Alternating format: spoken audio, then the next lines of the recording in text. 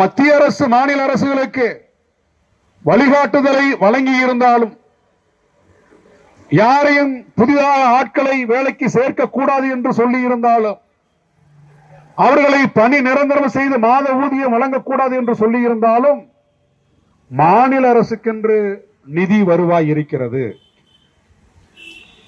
மாநில அரசுக்கென்று அதிகாரங்கள் இருக்கிறது.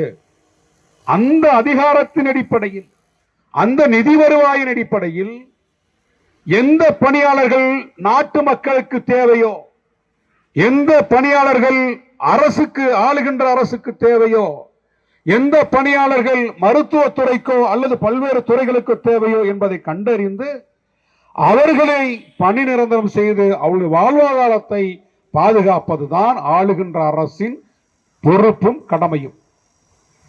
ஆளுகின்ற அரசின் பொறுப்பும் கடமையும் நிறைவேற்றப்பட வேண்டும் என்பதற்காகத்தான் இங்கே இந்த உண்ணாநிலை அறை போராட்டம் தொடர்கிறது.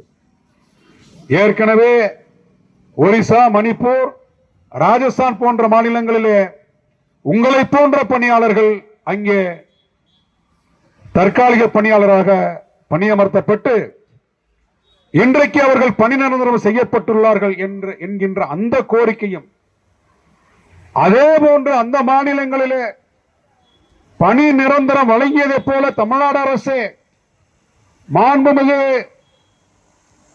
முதலமைச்சர் அவர்களே, தமிழ்நாட்டில் மட்டும் இந்த கோரிக்கை எழுப்பப்படவில்லை, அண்டை மாநிலங்களும் எழுப்பப்பட்டு அவர்கள் பணி நிரந்தரமாக்கப்பட்டிருக்கின்றார்கள். ஆகவே பணி நிரந்தரம் செய்யுங்கள் என்றுதான் இந்த கோரிக்கை எழுப்பப்பட்டிருக்கிறது.